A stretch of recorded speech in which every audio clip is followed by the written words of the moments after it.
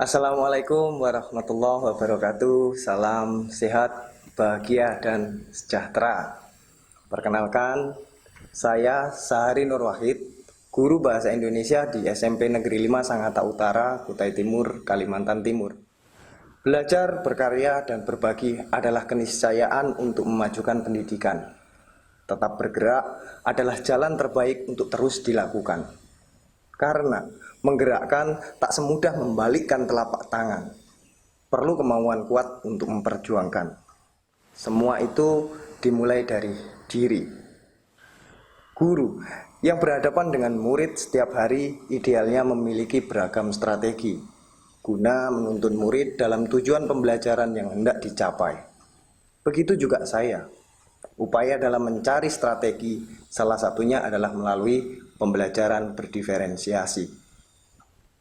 Oleh karena itu, izinkan saya berbagi praktik baik tentang pembelajaran berdiferensiasi membuat pantun menggunakan pos visa.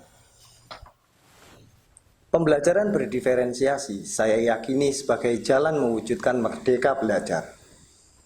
Pembelajaran ini lebih berpihak pada murid dengan menekankan pada kebutuhan belajar, mempertimbangkan berbagai karakter dan menempatkannya sebagai subjek dalam belajar.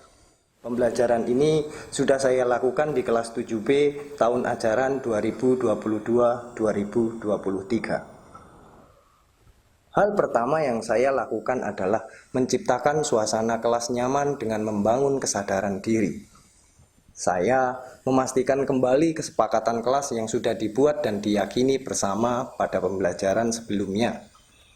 Hal ini sebagai bagian menjaga disiplin positif sekaligus komitmen bersama antara murid dan guru selama melaksanakan proses pembelajaran. Selanjutnya, saya memperdengarkan lagu Pelajar Pancasila. Bertanya jawab tentang isinya dan mengaitkan dengan pembelajaran yang akan dilakukan. Kita pelajar Pancasila, kita bernapas dalam sila-silanya. Kita pelajar Pancasila, ayo kita jaga untuk Indonesia. Menjaga Indonesia termasuk melestarikan pantun sebagai warisan budaya tak benda yang ditetapkan oleh UNESCO pada tahun 2020. Oleh karena itu, saya menekankan pada murid untuk ikut melestarikan pantun agar tetap hidup dan tidak hilang di telan zaman. Hal ini sesuai dengan tujuan pembelajaran yang akan dicapai, yaitu murid dapat membuat pantun nasihat secara indah dan kreatif melalui pos visa. Pos visa merupakan akronim dari poster, video, dan suara.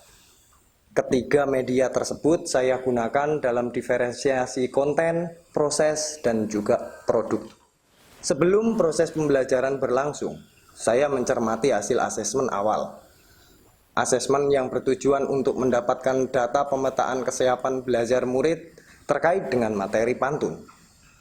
Dari asesmen ini didapatkan 10 murid memiliki tingkat pemahaman utuh, 14 murid memiliki tingkat pemahaman sebagian, dan 7 murid yang belum paham.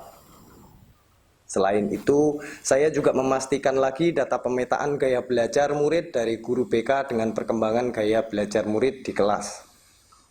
Dari data tersebut, ada 15 murid bergaya belajar visual, 10 murid bergaya belajar auditori, dan 6 murid bergaya belajar kinestetik. Berdasarkan data-data tersebut, saya membentuk 6 kelompok, yaitu 3 kelompok bergaya belajar visual, 2 kelompok bergaya belajar auditori, dan 1 kelompok bergaya belajar kinestetik. Kelompok yang sudah terbentuk ini akan berkolaborasi dalam menerima konten ajar, proses pembelajaran, dan produk yang dihasilkan di akhir pembelajaran. Konsep kegiatan belajar yang dilakukan adalah memahami informasi dari konten ajar yang diberikan sesuai kelompok dengan gaya belajar masing-masing. Murid bekerja secara kolaboratif untuk menggali informasi dan menguatkan pemahaman tentang ciri-ciri pantun. Kelompok visual mendapatkan sumber belajar berupa gambar-gambar poster yang terdapat pantun di dalamnya. Kelompok auditori mendapatkan sumber belajar berupa rekaman suara pembacaan pantun. dan kelompok kinestetik mendapatkan sumber belajar berupa video pembacaan pantun. Setelah mempelajari konten ajar tersebut, murid diberikan lembar kerja, berdiskusi, dan bekerja dalam kelompoknya. Kelompok visual menuliskan pantun nasihat pada template PowerPoint yang sudah disiapkan. Kelompok auditori merekam suara pembacaannya, dan kelompok kinestetik merekam dalam bentuk video. Pada saat murid berkegiatan, saya melakukan asesmen formatif berdasarkan lembar observasi yang sudah disiapkan. Setelah rangkaian kegiatan tersebut dilakukan, murid mempresentasikan di depan kelas dan kelompok lain memberikan tanggapan, saran, ataupun pertanyaan. Setiap kelompok memperbaiki hasil pekerjaannya berdasarkan masukan yang sudah didapatkan. Hasil kerja kelompok ini menjadi penilaian sumatif, karena setiap anggota kelompok sudah berkontribusi menuliskan pantun nasihatnya terlebih dahulu. Kegiatan akhir adalah refleksi pembelajaran.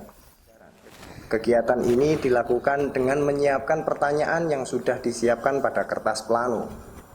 Pertanyaan mengenai hal baik yang sudah didapatkan dan hal yang perlu ditingkatkan dalam pembelajaran.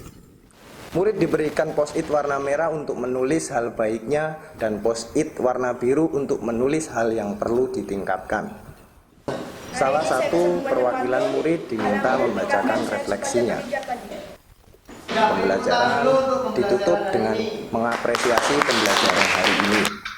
Informasi tindak lanjut pengayaan yang berupa aplikasi Canva, video scribe, atau video editor, serta asesmen sederhana untuk pembelajaran berikutnya.